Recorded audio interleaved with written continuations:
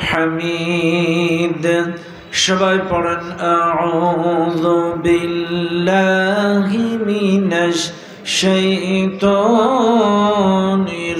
রাজীম বিসমিল্লাহির রাহমানির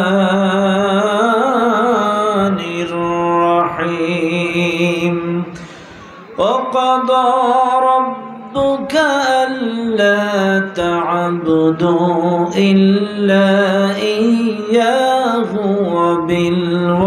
وبالوالدين إحسانا إما يبلغن عندك الكبر أحدهما أو كلاهما فلا تقل لهما أف ولا تنهرهما وقل لهما قولا كريما وقال تعالى إن الله وملائكته يصلون على النبي يا أيها الذين آمنوا صلوا عليه وسلموا تسليما اللهم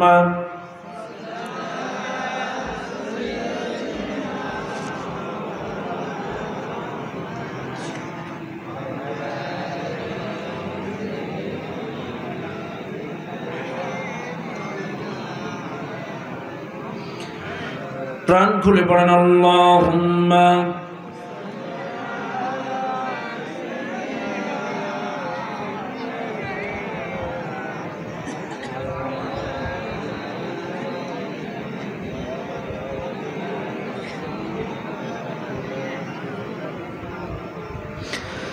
যে ফুল যুগ যুগান্তরে খুশবু ছড়ায় যে ফুল যুগ যুগান্তরে খুশবু ছড়ায় এঁকেছি সে ফুল আমি এঁকেছি সে ফুল আমি মনেরই কাবায়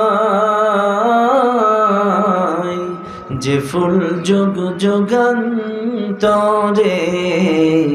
খুশবু ছড়ায় হাবিবে খোদা তিনি নবী কমলিওয়ালা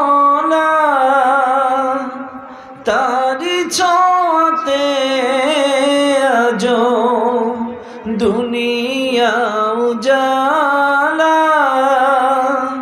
হাবিবে খোদা তিনি নবী কমলিওয়ালা তারি ছোঁয়াতে আজো দুনিয়া উজালা তারি বিরহে দু চোখে তারি বিরহে দু চোখে অশ্রু ঝরায় যে ফুল যুগ যুগান্তরে খুশবু ছড়ায় যে ফুল যুগ যুগান্তরে খুশবু ছড়ায় আলহামদুলিল্লাহ সুম্মা আলহামদুলিল্লাহ ওলিয়ে কামেল হযরত শেখ শাহ আফজাল রহমতুল্লাহি আলাইহির স্মরণে ৪২তম বার্ষিকী আজকের বিশাল তাফসীরুল কোরআন মাহফিলে সুযোগ্য সম্মানিত সভাপতি আজকের মাহফিলের আমন্ত্রিত প্রধান অতিথি বিশেষ অতিথিবৃন্দ মঞ্চে উপস্থিত এলাকার সুনামধন্য ব্যক্তিবর্গ মুরব্বিয়ানে کرام উলামায়ে کرام উলামায়ে আযম ডানে বামে সামনে উপস্থিত দূর দূরান্ত থেকে আগত দিনদার মুত্তাকিন পরেজগার ভাই ও বাবাজিরা, পদ্মার আড়ালে শ্রদ্ধে আমার সম্মানিত মা ও বোনেরা, সকলকে সুন্নাত তরিকা অনুযায়ী সালাম জানাই। আসসালামু আলাইকুম ওয়া রাহমাতুল্লাহি ওয়া বারাকাতুহু। সর্বপ্রথম শুকরিয়া আদায় করি সেই আল্লাহ সুবহানাহু ওয়া তাআলার দরবারে, যেই আল্লাহ তাআলা আপনাকে আমাকে অত্যন্ত দয়া করে মায়া করে এই কুরআনুল কারীমের মাহফিলে জান্নাতি বাগানে আসার এবং বসার তৌফিক দিয়েছেন, যিনি সে মহান মালিকের দরবারে প্রাণ খুলে সমস্বরে সমবেত আওয়াজে সমবেত চেষ্টায় জীবনের শ্রেষ্ঠ শুকরিয়ার ঝান্ডাটা আল্লাহ তাআলার আরশ আজিমে পৌঁছায় দেয়। চিৎকার মেরে বলুন আলহামদুলিল্লাহ। দরুদ ও সালাম পাঠ করি সে মহান মানবতার মুক্তির দূতের জন্য, যিনি আমার আপনার সকলের কিয়ামতের কঠিন মুসিবতের সময়ের একান্ত সুপারিশকারী প্রিয় নবী নবী মুহাম্মদুর রাসূলুল্লাহ সবাই বলুন সাল্লাল্লাহু আলাইহি ওয়াসাল্লাম। মাগফিরাত কামনা করি সেই সকল ভাইদের জন্য যারা দ্বীনের জন্য ইসলামের জন্য প্রাণ দিয়ে শহীদ হয়েছেন। আল্লাহ তাআলা তাদের সকলকেই জান্নাতুল ফিরদাউসের সর্বোচ্চ মর্যাদা দান করুন, বলেন আল্লাহুম্মা আমিন। সম্মানিত ভাইরা, বিশেষ করে আমার আগে মনোমুগ্ধকর আলোচনা শুনিয়ে আপনাদেরকে মুগ্ধ করেছেন দক্ষিণবঙ্গের উজ্জ্বল নক্ষত্র, আলোচনা জগতের সারা জাগানো ইসলামী আলোচক জনাব হযরত মাওলানা আসাদুজ্জামান আসাদ।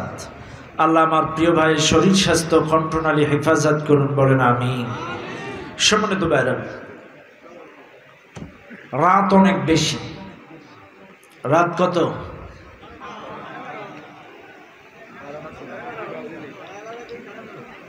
আমারে দাওয়াত দিছে 26 তারিখ, মঞ্চে উঠাইছে 27 তারিখ।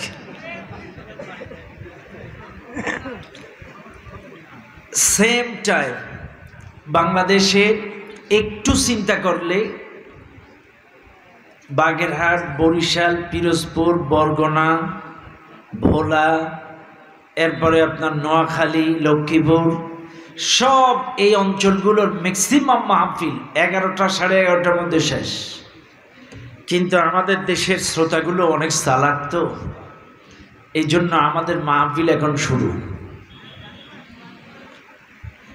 উত্তরবঙ্গের লোক মনে করে আমরা পাগল, আমরা গরমকালে মাহফিল করি। ওদিকের মাহফিলগুলো হয় পুরা ঠান্ডার মধ্যে, কনকনি শীতের মধ্যে মাহফিল হয়।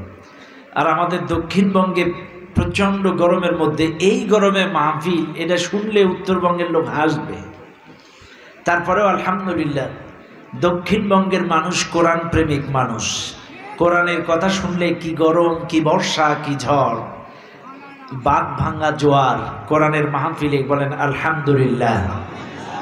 এতটা রাত অবধি কোরআনের জন্য বসে আছেন, আমার সঙ্গে আরো কিছুক্ষণ থাকবেন তো ইনশাল্লাহ? কারা কারা থাকবেন না দুহাত তোলেন তো।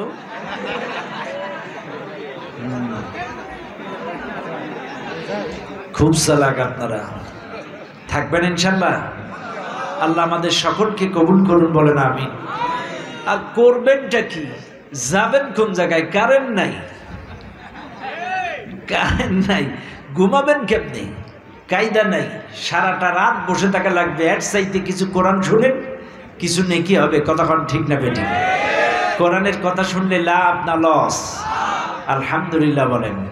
মনে রাখবেন, শিক্ষার উদ্দেশ্যে কোনো মানুষ যদি কোরআনুল কারীমের এক একটি অক্ষর শিক্ষার উদ্দেশ্যে শোনে অথবা পড়ে, এক একটি অক্ষরে 1400 করে নেকি। আমরা এখানে শিখতে এসেছি না? শিখতে এসেছি। শুধু তাই নয়, আমাদের দিলগুলো গুনাহ করতে করতে কালো হয়ে গেছে। কোরআনুল কারীমের মাহফিলে এসে কোরআন শুনে সুবহানাল্লাহ, আলহামদুলিল্লাহ, জিকির তাকবীরের ধ্বনি দিয়ে আমাদের কলবগুলো পরিষ্কার করে দিবেন কে? আরো জোরে বলেন কে? এজন্য অনুরোধ করব, কেউ জবান বন্ধ রাখবেন না। দয়া করে সুবহানাল্লাহ, আলহামদুলিল্লাহ ঠিকঠাক, আল্লাহু আকবার একটু তাকবীর ধ্বনি দেবেন, আল্লাহর জিকির করবেন, তাহলে দিলের ময়লাগুলো সাফ করে দিবেন কে? কারণ এমন কোনো গুনাহ নাই মানুষ করে না, গুনাহ করতে করতে আমাদের কলিজাগুলো নষ্ট হয়ে গেছে। এজন্য আমরা বেশি বেশি আল্লাহ জিকির করব, আল্লাহকে স্মরণ করব, সুবহানাল্লাহ আলহামদুলিল্লাহ।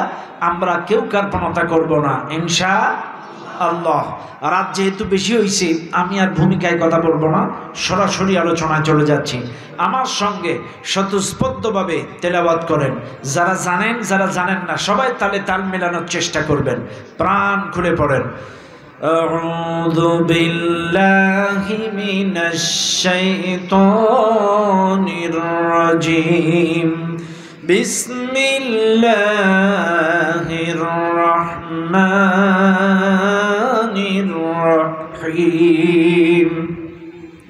وقضى ربك ألا تعبدوا إلا إياه وبالوالدين إحسانا إما يبلغن عندك الكبر أحدهما أو كلاهما فلا تقل لهما أف ولا تنهرهما وقل لهما قولا كريما صدق الله العظيم। সূরাটির নাম সূরাতুল বানী ইসরাঈল। এই সূরাটি নাজিল হয়েছে মক্কায়। সূরাটির মোট আয়াত সংখ্যা 111, রুকু সংখ্যা 12। এই সূরাটা 17 নম্বর সূরা। এই সূরাটার 23 নম্বর আয়াত আমি আপনাদের সামনে তেলাওয়াত করেছি। মনে রাখবেন,